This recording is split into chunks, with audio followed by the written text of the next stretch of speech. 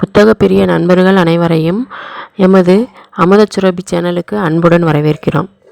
இன்றைய நாவல் என்னன்னு பார்த்தீங்கன்னா, காதல் பிசாசு. எழுதியவர் சிவே. வாசிப்பவர் வேதா. நம்ம கதைக்குள்ளே போகிறதுக்கு முன்னாடி நம்ம சேனலை இன்னும் நீங்கள் சப்ஸ்கிரைப் பண்ணாமல் பார்த்துக்கிட்டு இருந்தீங்கன்னா இப்போ சப்ஸ்கிரைப் பண்ணி வச்சுக்கோங்க. ஏன்னா இதுக்கு அடுத்த பகுதியை நான் அப்லோட் பண்ணும்போது உங்களுக்கு நோட்டிஃபிகேஷன் வரும். அதுக்காக சப்ஸ்கிரைப் பண்ணி வச்சுக்கிறோங்க. இப்போ வாங்க கதைக்குள்ளே போகலாம். பகுதி 1.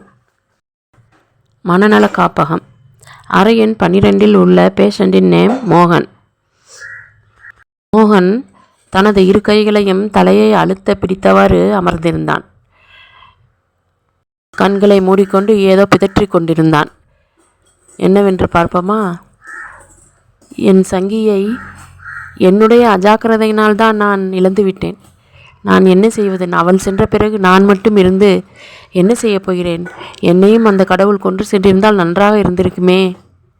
நான் மட்டும் இங்கிருந்து என்ன செய்யப் போகிறேன் என்று பலவாறு புலம்பிக் கொண்டிருந்தான் மோகன். என்னால் என் சங்கியை காப்பாற்ற முடியவில்லை. அன்று மட்டும் அந்த விபத்து நடக்கவில்லை என்றால் இன்று காதல் பறவையாய் சிறகடித்து வானில் பறந்திருப்போம். கடவுளே, ஏன் ஏன் எனக்கு மட்டும் இப்படியெல்லாம் நடக்கிறது? அன்று சங்கி என்னை விட்டு போவதற்கு முன்னால் எதை கூறினாளே? என்ன கூறினாள்? என்ன அது? எதை கூறினாளே? ஏன் எதுவுமே என் நினைவில் வரமாட்டேங்குது? யோசி மோகன், யோசி. கண்மூடி சுவாசத்தை சீராக்கு. மூச்சை நன்கு உள்ளிழுத்து விடு. தன் மனம் கூறியதை அப்படியே செய்தான். சிறிது நேரம் சென்று கண் திறந்து மீண்டும் யோசிக்கலானான் மோகன். இப்பொழுது நினைவு வந்தது. மோகன், சங்கி என்னை விட்டு போய்விடாதே. கண் திறந்து பார். சங்கீதா சிறிது சிறிதாக கண் திறந்து புன்னகைத்தாள். மாயா, உன்னை விட்டு இந்த சங்கீதா எங்கும் போக மாட்டாள். உன்னை விட்டு நான் எங்கேயும் போக மாட்டேன். அப்படியே போனாலும் உன்னை தேடி கண்டிப்பாக மீண்டும் வருவேன். கவலைப்படாதே மாயா என்றாள். அவனின் தலையை கோதியபடியே கண் மூடினாள். அவ்வளவுதான் அவன் நினைவில் வந்தது. ஏன் சங்கி, என்னை விட்டு நீ மட்டும் எப்படி செல்லலாம்? நான் அவ்வளவு மோசமானவனா? அதனால்தான் என்னை விட்டு சென்று விட்டாயா? இல்லை இல்லை, என் சங்கி என்னை விட்டு எங்கும் போக மாட்டாள். என்னை தேடி மீண்டும் வருவாள். திரும்ப எப்படியும் வருவாள். நான் அவளுக்காக காத்து கொண்டிருப்பேன். நிச்சயமாக என் சங்கி என்னிடம் வருவாள். வந்தே ஆக வேண்டும். அவள் வரவில்லை எனிலும் நான் அவளை தேடி கண்டுபிடிப்பேன். இது என் சங்கியின் மீது ஆணை என்று கையை தரையில் அடித்தான். அப்படி செய்யும் பொழுது அவன் வெகு முரடனாக மாறிவிட்டிருந்தான். அவனை பார்ப்பதற்கே வெகு கொடூரமாக இருந்தான். டாக்டர் சுதாகரனின் எதிரில் பாஸ்கரன், திவ்யா கவலை தாங்கிய முகங்களுடன் அமர்ந்திருந்தனர். பாஸ்கரன்: டாக்டர், என் தம்பி முழுதாக க்யூர் ஆக மாட்டானா? தைரியமாக இருங்க மிஸ்டர் அண்ட் மிஸ்ஸஸ் பாஸ்கர். அவர் இந்த அளவுக்காவது தேறி இருக்காரே. அதை நினைத்து சந்தோஷப்படுங்க. இவ்வளவு கவலைப்பட வேண்டிய அவசியமே இல்லை.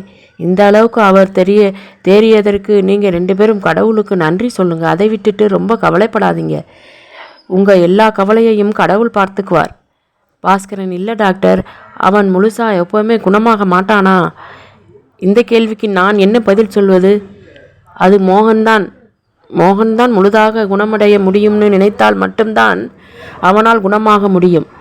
பாஸ்கரன்: அதுக்கு நாம் எதுவும் பண்ண முடியாதா டாக்டர்? அந்த பெண் உயிருடன் இருந்தால் அவரை முழுமையாக குணப்படுத்த முடியும். நம்மால் எதுவுமே செய்ய முடியாது. அவர் முன்னாடி அந்த பெண்ணை ஞாபகப்படுத்தும்படியாக எந்த பொருளும் இருக்கக்கூடாது. அப்படி இருந்தாலும் அதை தூர எடுத்து வீசிவிடுங்கள். அது சம்பந்தப்பட்ட பொருட்களை தூக்கி போடுங்கள். பாஸ்கரன்: சரிங்க டாக்டர். அவர்கிட்ட ரொம்ப நார்மலாக இருங்க. தனக்கு ஏதோ பிரச்சனை இருக்குன்னு அவருக்கு தோணவே கூடாது. அத்தோட இந்த ஹாஸ்பிட்டலில் அவர் உடைத்த அனைத்துக்குமான பில்லையும் செட்டில் பண்ண மறந்துட வேண்டாம் என நினைவூட்டினார். வேதனையுடன் தலையசைத்தார்கள் திவ்யா மற்றும் பாஸ்கரன். அவரை இந்த ஊரை விட்டு வேறு எங்காவது கூட்டி போயிட்டு வாங்க. அவரை வெளியே கூட்டிக்கிட்டு போகலாமா டாக்டர் என்றான் ஆச்சரியத்துடன் திவ்யா. தாராளமா, கூட்டிக்கிட்டு போகலாம். அப்போத்தானே அவருக்கும் ஒரு சேஞ்ச் கிடைக்கும். அதே நேரத்தில் அவரை நீங்கள் ரொம்ப ஜாக்கிரதையாகவும் பார்த்துக்கணும். ஆனால் அவருக்கு நீங்கள் ஜாக்கிரதையாக இருக்கீங்கன்னு தெரியக்கூடாது. நீங்கள் அவரை வாட்ச் பண்ணுறீங்கன்னு தெரியக்கூடாது. பார்த்துக்கங்க. சரிங்க டாக்டர், எந்த நேரமாக இருந்தாலும் எனக்கு நீங்கள் தாராளமாக கால் பண்ணலாம் என்றார். மோகன் தங்கியிருந்த அறையை நோக்கி இருவரும் சென்றார்கள். பாஸ்கர், உன்னோட முகத்தை நல்லா துடைச்சிக்க. அழுதது அப்படியே தெரியுது. நீங்களும் உங்கள் முகத்தை துடைச்சிக்கங்க. இருவரும் முகங்களை துடைத்து தெளிவாக தெரிந்தார்கள். திவ்யா, தம்பி மோகன், அண்ணி, அண்ணா வந்துட்டீங்களா? என்னை வீட்டுக்கு கூட்டிகிட்டு போகிறீங்களா மாட்டீங்களா என்றான் மோகன். திவ்யா பாஸ்கரனிடம் ஒரு பையை கொடுத்தாள். தம்பி, அண்ணனிடம் உள்ள பையை உங்கள் ட்ரெஸ் இருக்குது, மாற்றிக்கிட்டு வாங்க என்றாள். மோகனும் பக்கத்து அறைக்கு சென்று உடை மாற்றி புதிதாக வந்தான். போகலாம் வாங்க என்று அவசரப்படுத்தினான். பின் தன் அண்ணியை பார்த்து, என்னால் தான் அண்ணி சங்கி இறந்து போனாள். ஐ ஆம் சாரி அண்ணி என்றான். இப்பொழுது அதெல்லாம் எதற்கு தம்பி? சத்தம் போட்டு சொல்லாதீர்கள். டாக்டருக்கு கேட்டால் வீட்டுக்கு அனுப்ப மாட்டார் என்றார் மோகன் கோபமாக. என்னை தடுக்க அவர் யார்? இதுக்கு அப்புறம் அந்த ஆள் என்னை தடுத்தார் என்றால் நடப்பது வேறு என்றான். சத்தம் போடாத தம்பி என்று கையை பிடித்து அழுத்தினார் பாஸ்கரன். கையை உதறிவிட்டு விறுவிறென நடக்க ஆரம்பித்தான் மோகன். திவ்யா, பாஸ்கர் பின்தொடர்ந்தனர். பாஸ்கர் டிரைவர் வேலுவிற்கு போன் செய்து காரை கொண்டு வரும்படி பணித்தார். காரை கொண்டு வந்து மருத்துவமனை முன்பு நிறுத்தினான் வேலு. வேலுவை நோக்கி நடந்தான் மோகன். முன்பக்க கார் கதவை திறந்து கீழே இறங்குங்க என்றான் உறுதியாக. பாஸ்கரனை பார்த்து மென்று விளங்கினான் வேலு. சொன்னது காதில் விழலையா என்றான் மோகன் கோபத்துடன். அவசரமாக காரை விட்டு கீழே இறங்கினான்.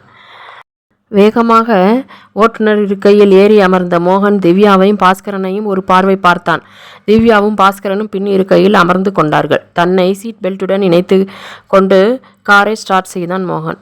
அவன் எந்த தடுமாற்றமும் இல்லாமல் 2 வருடங்களுக்கு முன்பு ஓட்டியதைப் போலவே இப்பவும் இலகுவாய் கார் ஓட்டியதை பார்த்த பாஸ்கரன் நிம்மதி பெருமூச்சு விட்டான். ஒன்றும் கூறாமல் தனது இருக்கையில் சாய்ந்து அமர்ந்து கொண்டாள் திவ்யா.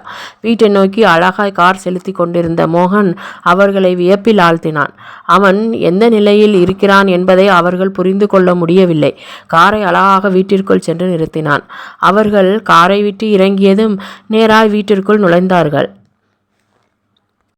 அவர் எதையுமே மறக்கலைங்க என்றாள் திவ்யா. ஆமாம் என ஒப்புக்கொண்டார் பாஸ்கரன்.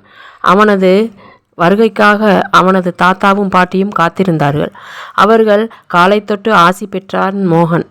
தலையை தொட்டு ஆசீர்வதித்தார்கள் பாட்டி சித்ராங்கியும் தாத்தா ராமையனும்.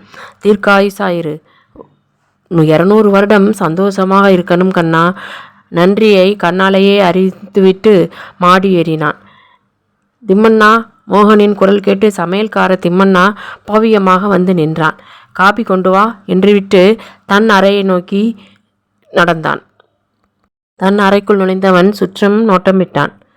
தன் அறை சுத்தமாக அவனுக்கு பிடித்த ஸ்டைலில் அமைக்கப்பட்டிருந்தது. சங்கியை நினைவுபடுத்தும் பொருட்கள் அனைத்தும் சுத்தமாக துடைத்து எடுக்கப்பட்டு அதிக கவனமுடன் அலங்கரிக்கப்பட்டிருந்தது. அறையை சுற்றி நோற்றமிட்டவன் ஜன்னல் அருகே சென்று திரையை விலக்கி கீழே பார்த்தான். நீச்சல் குளம் அழகாக காட்சியளித்தது. ஆனால் அவனுக்குத்தான் அது எதையும் ரசிக்கும் மனநிலை ஏற்படவில்லை. அவன் கட்டிலில் சரிந்தான். திம்மண்ணா காபியுடன் வந்தார். தம்பி, காஃபி அங்கே மேஜையில் வைத்துவிட்டு போங்கள் என்றான் மோகன். சரிங்கய்யா என்று காபி கோப்பையை வைத்துவிட்டு சென்றார். பாட்டி, ஏம்மா மோகனை வெளியில் கூட்டி செல்லலாமா என கவலையுடன் கேட்டார். அதெல்லாம் போகலாம் பாட்டி, டாக்டர் சொன்னார்கள். ஆனால் நாம் அதிக கவனமுடன் இருக்க வேண்டுமாம். அது மட்டுமல்ல, நாம் கவனமுடன் இருப்பது அவனுக்கு எந்த ஒரு காரணத்தை கொண்டும் தெரியக்கூடாதாம் என்று அழுத்தி சொன்னார். அப்படின்னா நம்ம மாசாணி அம்மனோட நேர்த்தியை செஞ்சுட்டு வந்துடலாமா பாஸ்கர்? பாட்டி கேட்டாள். திவ்யா, ஆமாங்க, பாட்டி சொல்வதை போல செய்யலாம். அவருக்கும் இடமாறுதலால் ஒரு மாறுதல் கிடைக்கும் இல்லையா? பாஸ்கரன் ஆமோதிப்பதை போல தலையாட்டினார். நீங்கள் கொஞ்சம் எல்லாரும் வெயிட் பண்ணுங்க. நான் முதல்ல மோகன்கிட்ட பேசி பர்மிஷன் வாங்கணும்.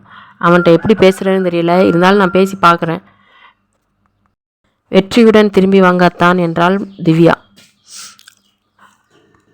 நான் வந்த பிறகு அடுத்த கட்ட நடவடிக்கையை பற்றி பேசலாம்.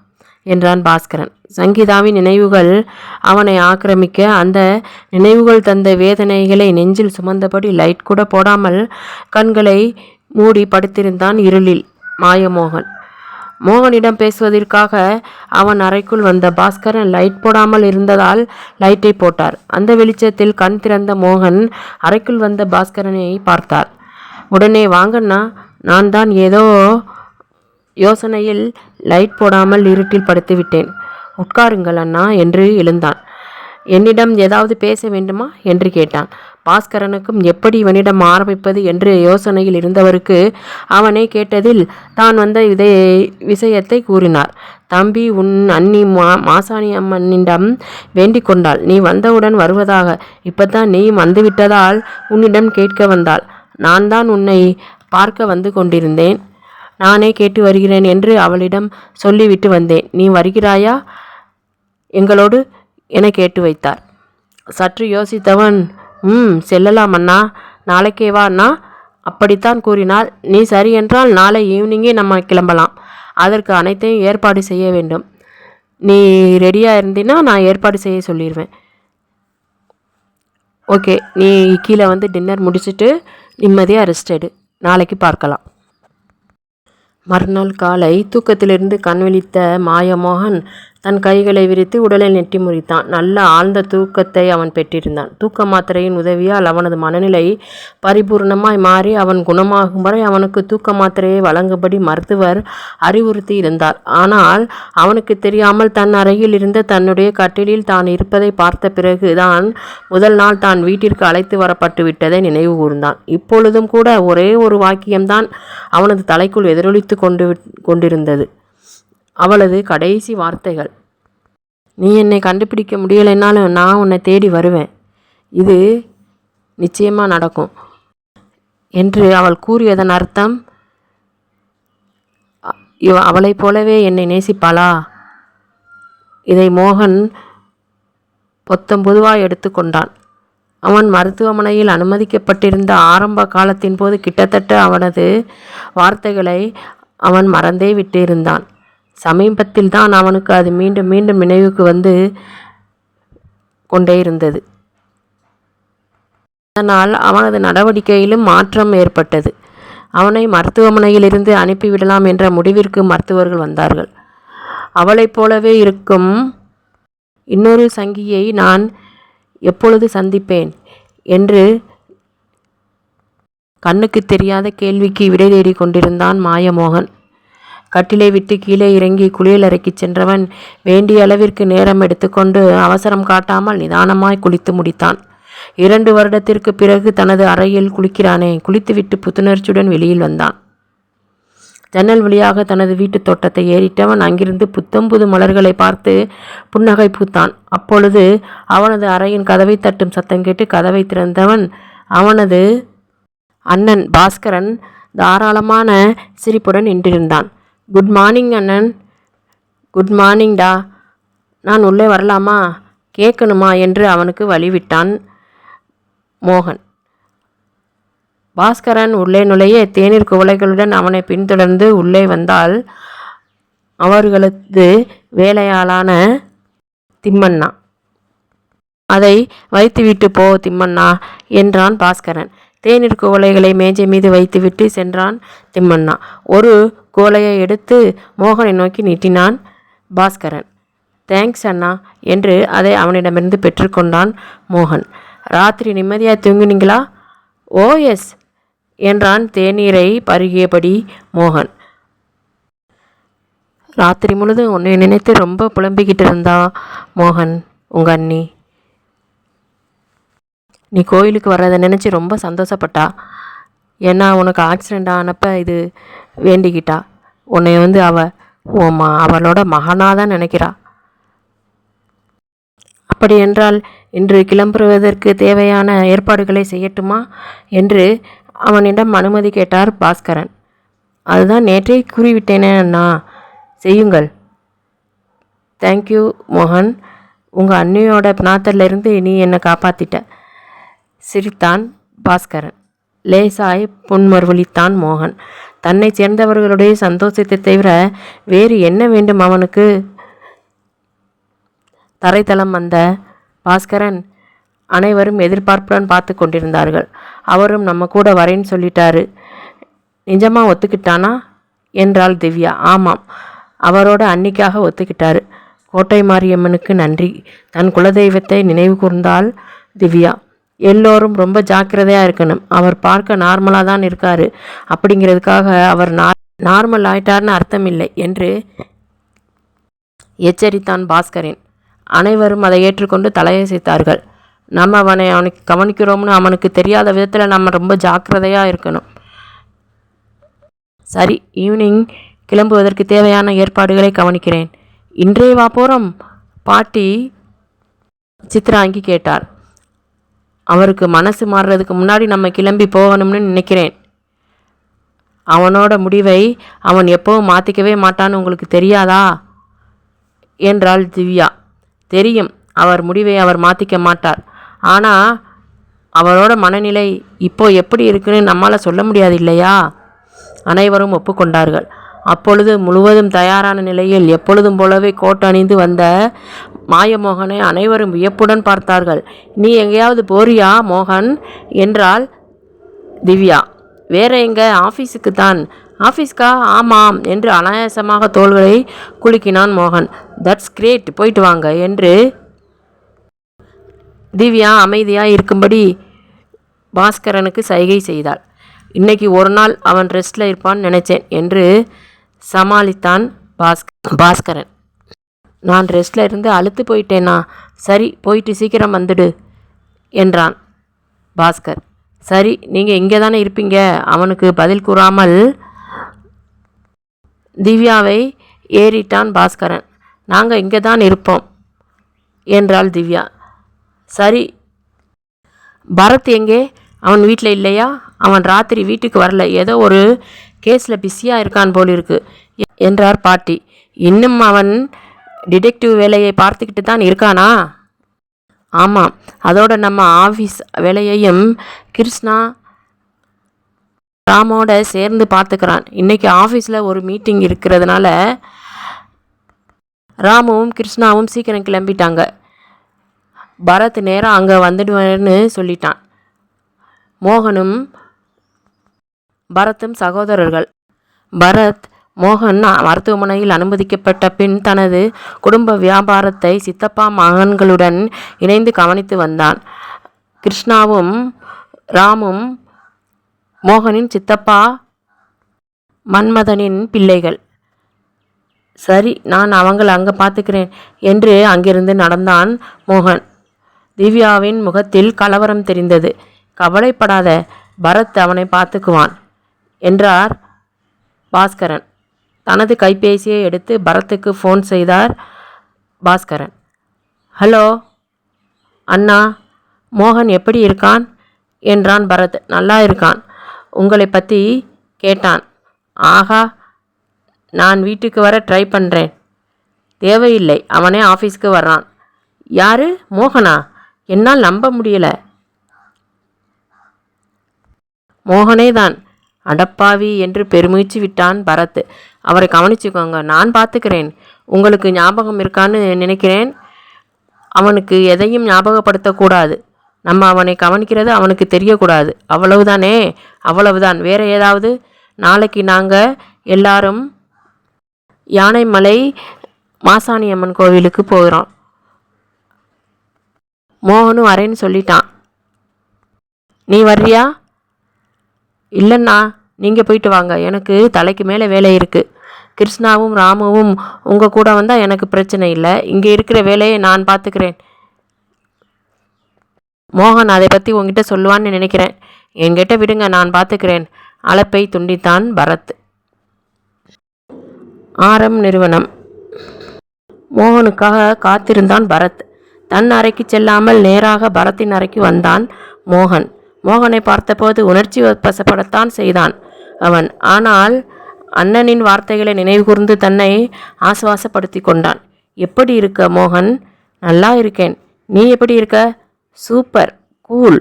உன்னோட ஜேம்ஸ் பாண்ட் வேலையெல்லாம் எப்படி போய்கிட்டு இருக்கு என்ற மோகன் அவனது மேஜையில் வைக்கப்பட்டிருந்த சில குறிப்புகளின் மீது தன் கண்களை ஓட்டினான்.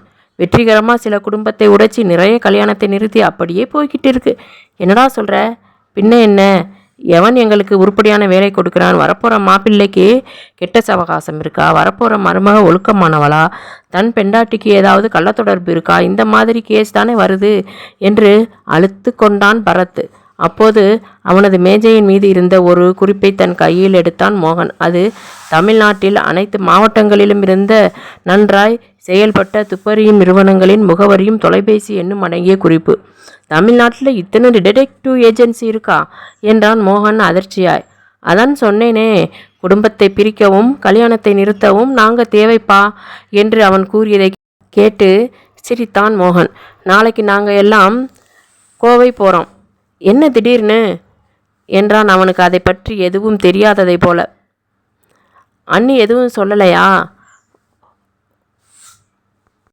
அண்ணி எனக்காக வேண்டிக்கிட்டாங்களாம். ஓகே ஜாலியாக போயிட்டு வாங்க. என்னை மட்டும் மாலை விடுங்க. உன்னை பற்றி எல்லாருக்கும் தெரியும், அதனால் உன்னை கூப்பிட மாட்டாங்க. எத்தனை நாள் ட்ரிப்? 2 நாள்னு நினைக்கிறேன். நல்ல காலம். ஏண்டா நீ ஆஃபீஸ்க்கு வர ஆரம்பிச்சடா? நான் என் வேலையை நிம்மதியாக பார்ப்பேனில்ல. சிரித்தபடி அவன் அறையை விட்டு வெளியேறினான் மோகன். மோகனுடைய நிலையான மனநிலையை அவ்வப்போது பாஸ்கரனுக்கு தெரிவித்தபடி இருந்தான் பரத். அவனது நிதானம் அவர்களுக்கு நிம்மதியை தந்தது. அன்று மாலை 1 மணி நேர விமான பயணத்திற்கு பின் கோவை வந்தடைந்தார்கள் அனைவரும். எந்த தொந்தரவும் இல்லை மோகனின் தரப்பிலிருந்து. ஹோட்டல் அறைக்கு வந்து ஓய்வெடுத்துவிட்டு மாலை நேரத்தில் 2 டாக்ஸிகளை வாடகைக்கு அமர்த்தி கொண்டு கோவிலுக்கு சென்றார்கள். தன்னவனின் தம்பிக்கான வேண்டுதலை நிறைவேற்றினாள் திவ்யா. தன் அண்ணியின் முகத்தில் தெரிந்த சந்தோஷத்தை அமைதியாய் ரசித்தான் மோகன். அவனது அண்ணியும் அண்ணாவும் தான் அவனுக்கு எப்போவுமே முக்கியத்துவம் வாய்ந்தவர்கள். அவர்களது சந்தோஷம் அவனுக்கு சந்தோஷத்தை அளித்தது. சந்தோஷமாய் தன் முகத்தை திருப்பி அவனது முகத்தில் இருந்த புன்னகை மறைந்தது. அவனது பார்வை ஒரு குறிப்பிட்ட நபரின் மீது குத்திட்டு நின்றது. ஒரு பெண் ஆட்டோவில் ஏறிக்கொண்டிருந்தாள். அவள் அங்கிருந்து சென்றுவிடப் போகிறாள் என்பதை உணர்ந்து கொண்டபோது அவனது கண்கள் விரிவடைந்தது. அந்த ஆட்டோவை நோக்கி தலை தெறிக்க ஓடத் துவங்கினான். அந்த ஆட்டோவும் நகரத் துவங்கியது. சங்கி என்று அழைத்தபடி அந்த ஆட்டோவின் பின்னால் ஓடினான் மோகன். அந்த ஆட்டோ நிற்கவில்லை, அவனும் விட்டுவிடவில்லை. அவனது ஓட்டத்தின் வேகம் அதிகரித்தது. அந்த ஆட்டோ பிரதான சாலையை அடைந்தது. வேகமாக செல்ல துவங்கியது. அவன் பிடித்துவிட முடியாத அளவிற்கு மூச்சு வாங்க அந்த ஆட்டோவை பார்த்தபடி செய்வதறியாமல் நின்றான் மோகன். என்ன செய்வது, யாரிடம் விசாரிப்பது என்று அவனுக்கு ஒன்றும் புரியவில்லை. அவன் தலை தெறிக்க ஓடியதை கண்ட அண்ணன் பாஸ்கரன் கலவரத்துடன் அவன் பின்னே ஓடி வந்தார். என்ன செய்கிறான் மோகன் என்று அவன் பின்னாடியே ஓடி வந்து நின்றார். என்ன மோகன், ஏன் இவ்வளவு பதட்டம்? யார் அது என்று கேட்டார். இல்லை அண்ணா, யாரோ தெரிந்த முகமாய் தெரிந்தது, அதனால் தான் ஓடி வந்தேன். ஆனால் நான் வருவதற்குள் ஆட்டோ சென்று விட்டது. சரி வா போகலாம் என்று கையை பிடித்து மோகனை அழைத்து சென்றார். ஆனால் மோகனின் மண்டைக்குள், யார் அவள்? சங்கியைப் போலவே இருக்கின்றாளே, அவளை எப்படி தேடுவது, எப்படி கண்டுபிடிப்பது? சங்கி சொன்னது உண்மையோ? நான் திரும்பி வருவேன் என்றாலே, சங்கி திரும்பி வந்துவிட்டாளா? அவளை எப்படி நான் கண்டுபிடிப்பது? எந்த ஊர்? இங்கிருக்கும் யாரை விசாரித்தால் தெரியும் என்று பலவிதமாக யோசனைகளில் ஆழ்ந்தான். ஆனால் தான் விசாரிப்பது எதுவும் தான் அண்ணாவுக்கோ அன்னிக்கோ ஒரு குண்டுமணி அளவு விஷயம் கூட தெரியக்கூடாது என்பதில் மிகவும் எச்சரிக்கையாக இருந்தான். இவர்கள் அவனை கவனிப்பதில் எச்சரிக்கையாக இருந்தார்களோ இல்லையோ, ஆனால் அவன் இவர்களிடத்தில் மிகவும் எச்சரிக்கை மிகுந்தவனாக இருந்தான். இவர்கள் இரு பகுதியினருக்குள்ளும் என்ன நடக்கிறது என்பதை அடுத்த பகுதியில் பொறுத்திருந்து காணலாம். அதுவரை காத்திருக்கவும். இன்னும் நீங்கள் சப்ஸ்கிரைப் பண்ணாமல் பார்த்துக்கிட்டு இருந்தீங்கன்னா இப்போ சப்ஸ்கிரைப் பண்ணி வச்சுக்கோங்க. ஏன்னா இதுக்கு அடுத்த பகுதியை நான் அப்லோட் பண்ணும்போது உங்களுக்கு நோட்டிஃபிகேஷன் வரும். அதுக்காக சப்ஸ்கிரைப் பண்ணி வச்சுக்கோங்க. அடுத்த பகுதியில் மீண்டும் சந்திப்போம். நன்றி.